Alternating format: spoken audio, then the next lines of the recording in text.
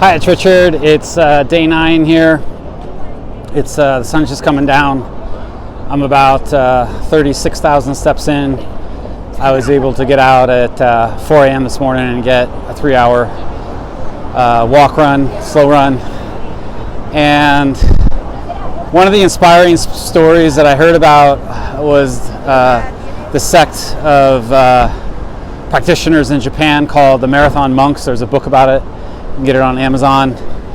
And as part of the process, if you want to join this group, they have a 100-day run that you have to do every day.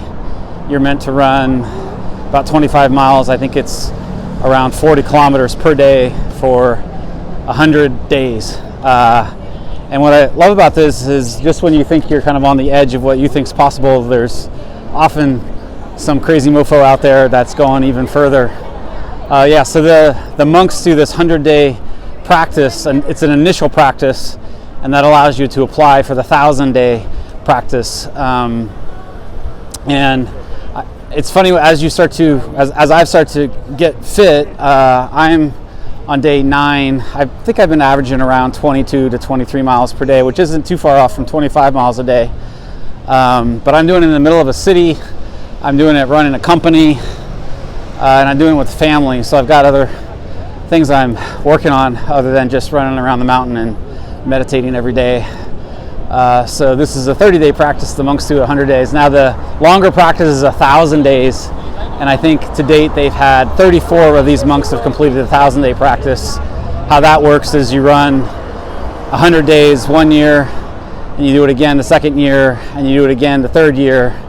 And on the fourth year, instead of running 40 kilometers, you run 80 kilometers for 100 days. And on the fifth year, you run 80 kilometers. And then on the sixth year, you go back down to 40 kilometers for 100 days. And then on the final year, you go up. You go to 74 kilometers for 100 days.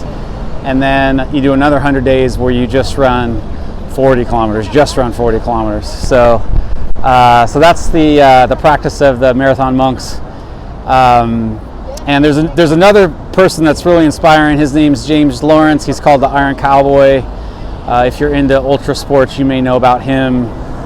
And he made news because he did 50 Ironmans consecutively in a row in 50 states in 50 days. So an Ironman is a marathon, and then 100-mile bike ride, and then a mile swim. And so he did that consecutively. He did 50 of those over 50 days in 50 states. And then he followed it up a few years later by doing 100 Ironmans in 100 days. And so that to me is even crazier than the monks' story to do 100 Ironmans in 100 days, probably because swimming and biking is a little bit harder. I'm walking, it's nighttime here, everybody's out for the shops in Diagonal. I doubt many people are at the step level that I'm at. What I love about these stories is it just shows you what our human body is capable of. I'm 52 years old. You can see why ultra running is becoming a really big sport. The other big running sport that's becoming popular is something called the backyard marathon. Maybe I'll do another video on that. The backyard marathon is a really interesting format, but the walking is really nice. What I've been doing is blocking it 2 or 3 hours in the morning, maybe a 2-hour block in the afternoon, and then finishing my steps or my slow shuffle at night. All right, so that's more about the Marathon Monks. You can also Google or YouTube that. There's tons of great videos out there about the Marathon Monks. They kind of inspired me. It makes my 30-day walk in a city seem very doable versus the 100 days or the 1,000 days over 7 years. That's a little bit more of a commitment. But then I'm not going for enlightenment in 30 days either. I hope this has been useful. I'll see you on day 10 tomorrow. Bye for now.